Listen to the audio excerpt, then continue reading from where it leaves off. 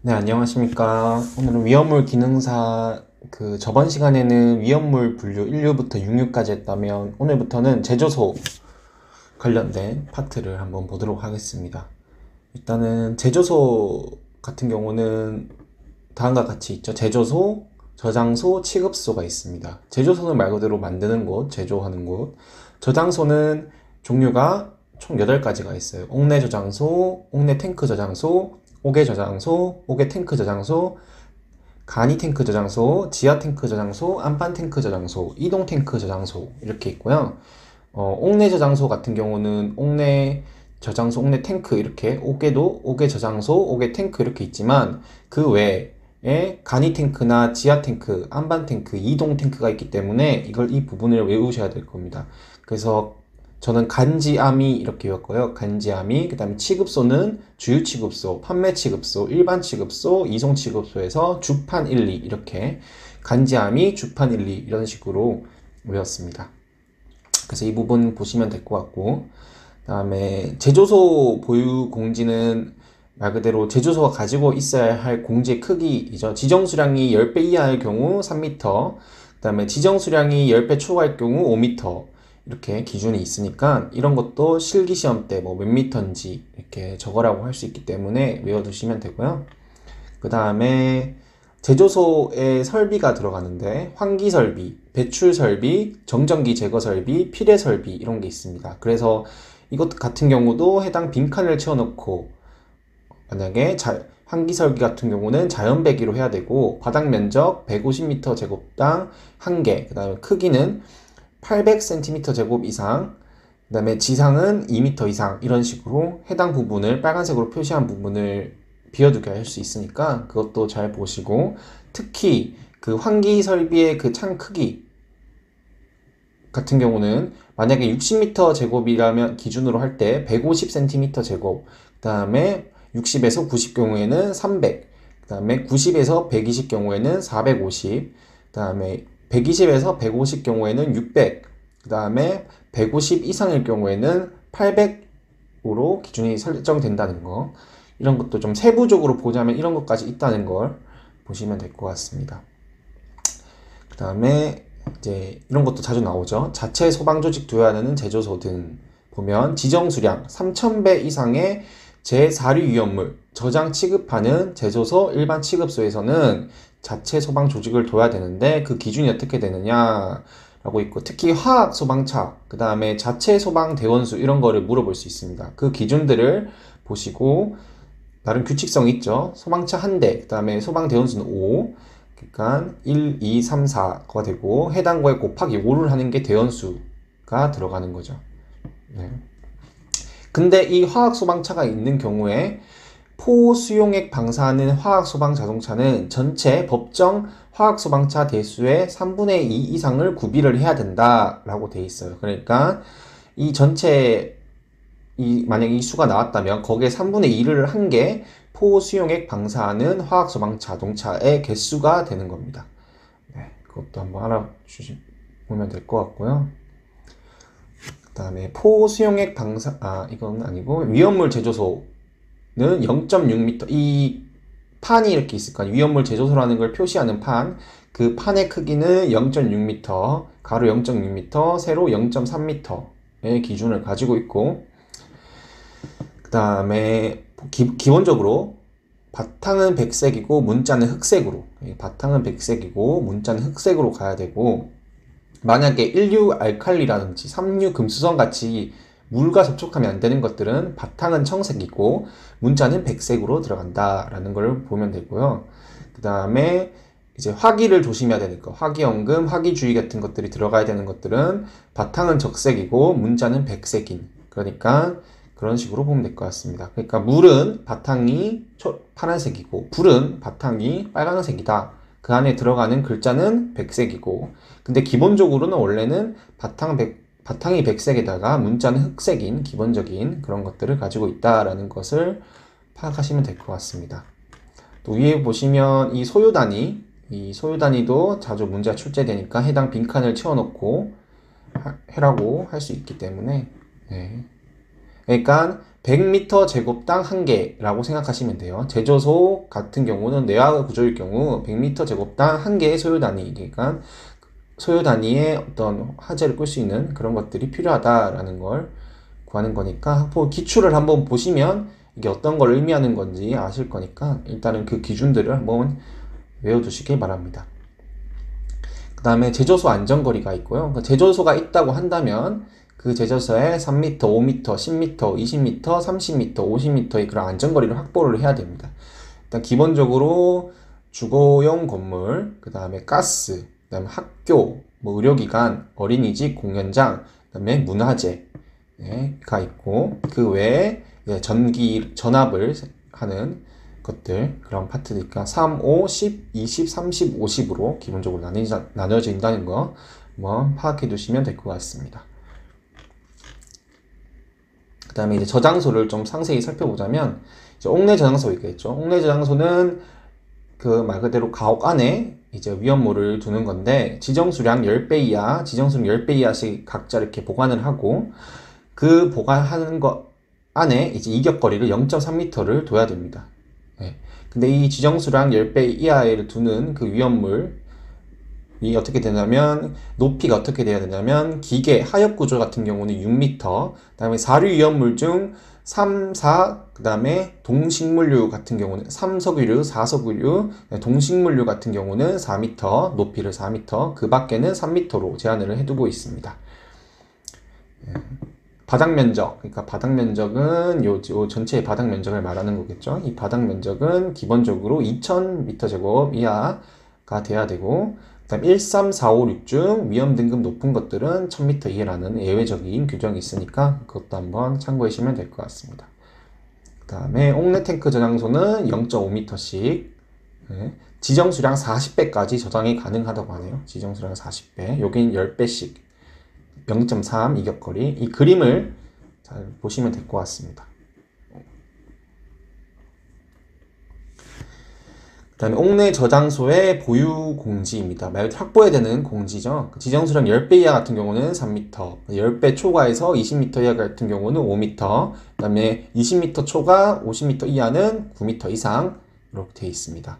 근데 그 중에 사류 위험물 중 4석유류와 6류 위험물 중 저장 취급 사류 위험물 중 4석유류와 그 다음에 6류 위험물 같은 경우는 저장 취급 보유 공지는 3분의 1 이상 너비로 가능하다라는 걸, 그러니까 해당 만약에 9m라고 하면 거기에 3분의 1, 그냥 3m 이상까지도 가능하다, 3m까지만 해도 된다라고 아시면 될 것 같아요. 그 다음에 옥외 탱크 저장소.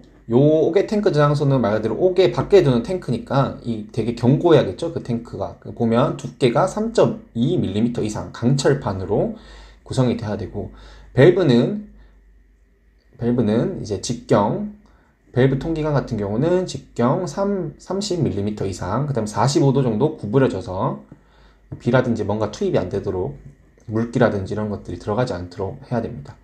그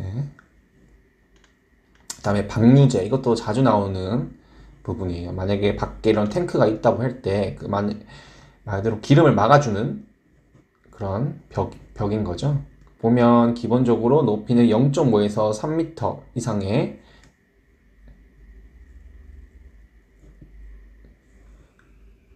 이격거리를 둬야 되고, 두께는 0.2m 이렇게 보시면 될 것 같습니다. 계단은 50cm 간격을 설치해야 되고, 간막이 뚝은 0.3m, 그러니까 방류제 높이보다 0.2m 이상 낮게만 설치하면 된다라는 거를 보시면 될 것 같습니다. 그리고 그러니까 여기 높이는 0.5에서 3m고, 요 방류제 그 벽과 거리, 탱크 안의 거리는 탱크 지름 15m 미만일 경우 탱크 높이 3분의 1 이상, 탱크 지름 15m 이상일 경우 탱크 높이 2분의 1 이상으로 이 거리를 둬야 된다는 거. 이 방류제 안에는 탱크가 10개 정도 들어갈 수 있다, 10개까지 들어갈 수 있다라는 걸 아시면 될 것 같습니다. 그래서 이 제조소 옥외 위험물 취급 탱크 같은 경우는 그 하나의 탱크, 탱크 용량의 50% 이상, 그러니까 방류제를 설치했었을 때 이 방류제가 이 기름이 누출되는 걸 막을 수 있는 어떤 용량의 크기라고 하면 하나의 탱크가 들어갔다 그러면 탱크 용량의 50% 이상이고 두 개 이상일 경우는 용량 최대인 것에 50% 더하기 나머지 탱크 용량 합계의 10% 이상이고요. 그러니까 달라요. 제조소 5개 위험물 취급 탱크 같은 경우는 제조소가 들어가는 거고 여기는 그냥 5개 탱크 저장소 같은 경우는 탱크 한 개일 경우 용량의 110%, 두 개의 탱크일 경우 용량 최대인 것의 110%. 그렇죠. 여긴 5개. 만약에 또 5개를 옥내로 나눠진다 그러면 제조소 옥내 위험물 취급 탱크 같은 경우는 탱크 한 개의 용량 100% 이상, 그 다음에 탱크 두 개 같은 경우는 탱크 중 용량 최대인 것의 용량 100% 이상으로 이렇게 규정을 하고 있습니다. 이것도 문제를 풀어보시면 어떤 거를 물어보는지 한번 파악을 해보시고 해당 것을 대입을 해보시면 바로 문제를 풀 수 있으니까 이런 계산 문제들은 그 실기 필답형 같은 경우는 한 2개 정도 문제가 나오더라고요. 그러니까 이런 것들이 문제에 잘 나올 수 있으니까 한번 파악을 해두시면 될 것 같습니다. 그 다음에 간이 탱크 저장소 이고요. 용량은 600리터 이하로 되고 두께는 3.2mm. 3.2mm가 되게 많아요. 보면 강판 두께가 3.1mm. 여기도 3.2mm. 거의 다 3.2mm니까 그런 두께를 물어보면 3.2mm로 파악을 해두시면 될 것 같습니다. 그래서 하나의 간이 탱크 저장소 설치 시 간이 저장 탱크 3기 이하까지 설치가 가능하다고 이렇게 되어 있습니다. 그 다음에 지하 탱크 저장소는 지하 저장 탱크 2개 이상 인접해 설치하는 경우 상호간 1m 이상 간격을 유지해야 된다 되어 있고요. 10배, 100배 이하인 경우에는 0.5m 용량 합계가 되어 있고, 그 다음에 이동 탱크 저장소입니다. 이동 탱크 저장소 같은 경우도 이렇게 4,000리터, 4,000리터, 4,000리터 나눠서 이렇게 싣고요. 칸막이는 3.2mm 이상, 거의 다 3.2죠. 두께도 3.2mm 강판.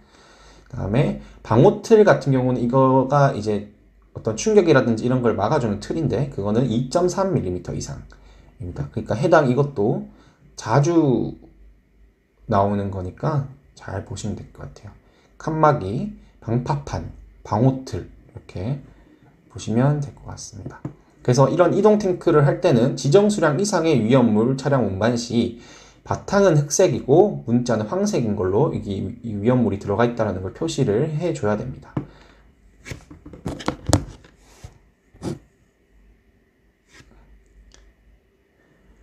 그 다음에 이런 부분도 한번 잘 읽어주세요.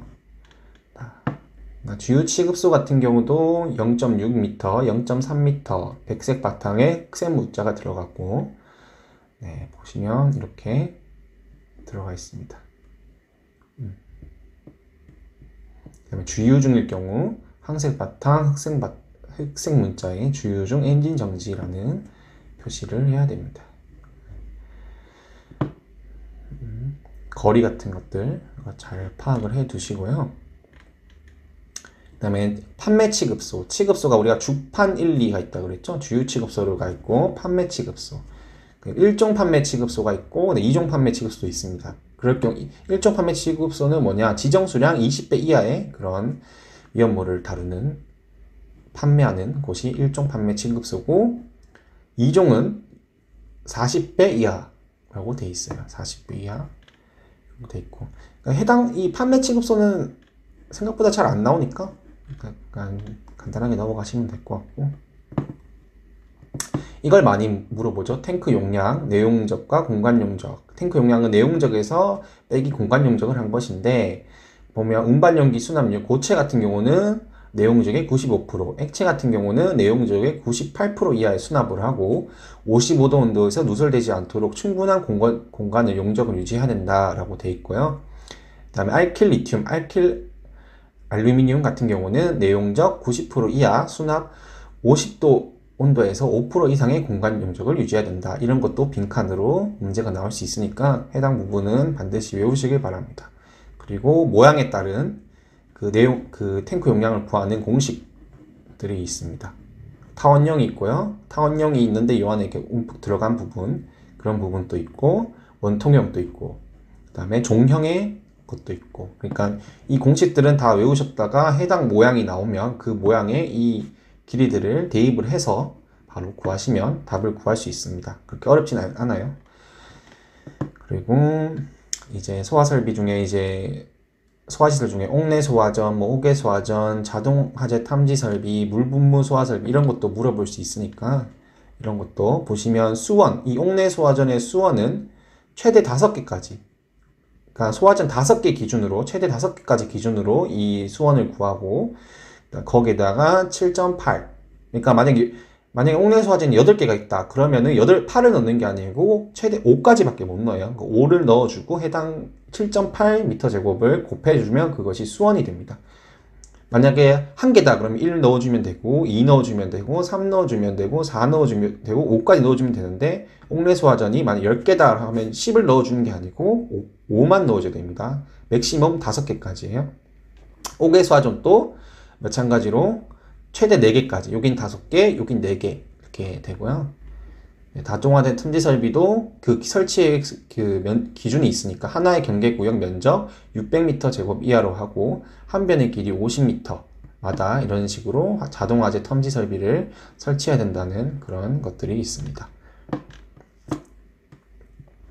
그 다음에 이런 할론 소화약제 이런 거 물어보고 특히 비율이 어떻게 되느냐, 질산, 아르곤, 이산화탄소가 어떤 퍼센테이지로 들어가냐, 이 불활성 가스 소화약제가 어떻게 들어가는 건지 한번 보시면 될 것 같습니다. 근데 분말 소화약제 같은 경우도 1종, 2종, 3종, 4종의 색깔, 백색, 담회색, 분홍색, 회색 있고, 특히 이 원소기 어떻게 구성되어 있는지를 NaHCO3가 1종이구나 라는 것을 반드시 아셔야 됩니다. 그래야 이것들이 분해식이라든지 어떤 결과, 메타인산이라든지 이런 결과가 나온다는 걸 알 수가 있으니까 그거를 반드시 외우시길 바랍니다. 그 다음에 이송 취급소 말 그대로 이송을 하는 거예요. 파이프라인 시설, 송유관 같은 것들이죠. 근데 이 이송 취급소에 해당하지 않는 경우들이 있다고 하네요. 이것도 5가지가 있으니까 한번 파악을 해 두시고, 이 중에 몇 개를 적어봐라 라고 할 수도 있어요. 그러니까 파악을 하시고, 설치 제외 장소도 철도 및 도로 터널안 같은 경우에는 설치를 하면 안 되고, 수원이 되는 곳, 급경사, 붕괴 위험 지역, 고속도로 및 자동차 전용도로 차도 같은 경우는 설치를 하면 안 된다고 되어 있습니다. 그 다음에 이런 송유관이라든지 이런 것들을 이송 취급소를 설치할 경우 지하 매설의 안전거리, 그러니까 건축물은 그 지하에 1.5m 이상 이격거리가 있어야 되고, 터널 같은 경우는 10m, 그다음에 수도법 같은 경우는, 수도시설 같은 경우는 300m. 그러니까 요즘 물하고 이런 것들 겹치는 걸 되게 예민하게 보는구나 라고 생각하시면 될 것 같아요. 공작물은 0.3, 산과 들 같은 경우는 0.9, 그 다음에 기타 나머지 것들은 1.2 이격거리를 둬야 되는데 적절한 누출 확산 방지 조치 시 2분의 1까지 단축이 가능하다. 그러니까 300일 경우 만약에 적절한 조치를 했다 그러면 150m까지 가능하다라는 것을 볼 수 있습니다. 그리고 이런 이송 취급소에 대한 안전거리 확보가 별도로 있어요. 맨 위에 아까 봤던 거는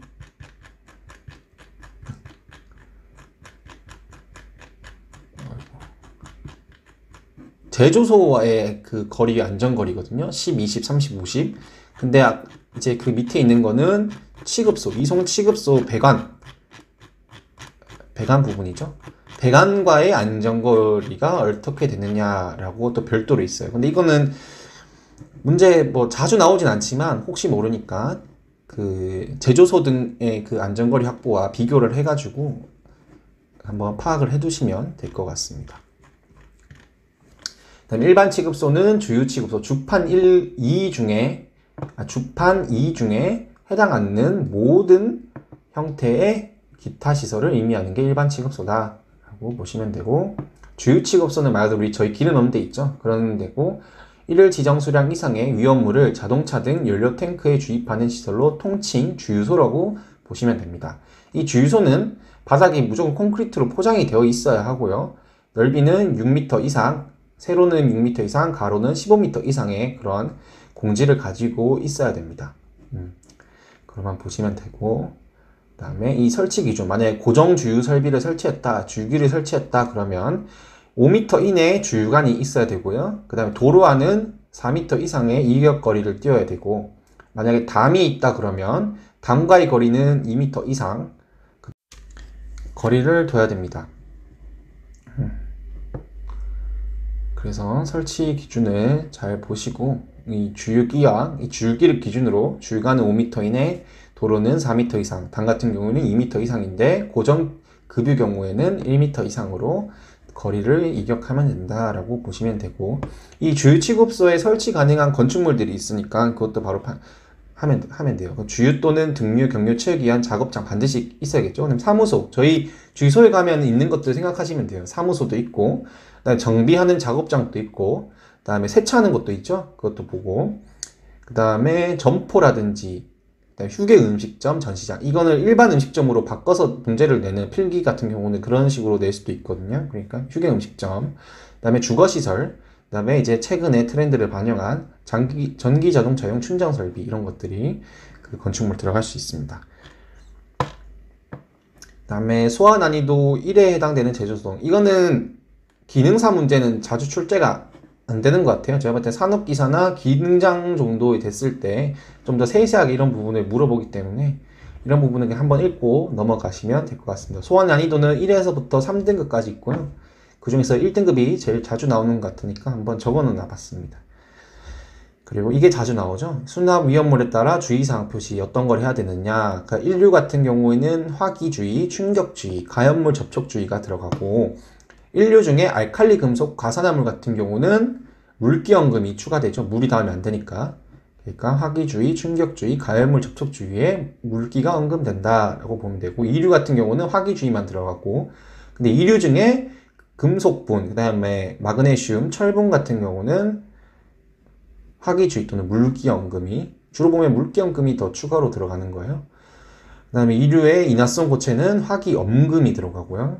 삼류의 자연 발화성은 화기엄금과 공기 접촉 엄금, 자연 발화성이니까 공기와 접촉을 하면은 자연 발화할 수 있기 때문에 공기 접촉 엄금이라는 게 추가됩니다. 그 다음에 삼류 같은 경우는 금수성, 물기 엄금, 그 다음에 사류는 화기엄금, 기름들이죠. 화기엄금. 그 다음에 오류의 자기 반응성은 화기엄금과 충격주의, 충격에도 반응을 할 수 있기 때문에 충격주의가 들어갑니다. 그 다음에 육류는 가연물 접촉주의가 들어가요. 가연물 접촉주의. 이것도 자주 보시면 그냥 자연스럽게 외워질 수 있으니까 자주 보시기 바랍니다. 그리고 이 해당 부분들, 부피 구하는 공식이라든지, 그 다음에 아보가르도 표준 상태의 부피를 구하는 거, 부피 구하는 문제들이 또 생각보다 자주 출제되니까 기출을 한번 보시고 기출에 이 공식을 대입을 하셔서 한번 풀어보시면 될 것 같습니다. 네, 그래서 지금까지 이거는 실기용으로 처음에 만들었는데, 필기할 때는 좀 세세하게, 필기 시험을 볼 때는 이 부분보다 또 광범위한 부분들도 자주 출제되기 때문에 요 자료를 가지고 기출 문제를 보시고 추가를 자꾸 하시면 또 좀 더 완성도 있는 자료가 되지 않을까라고 생각이 듭니다.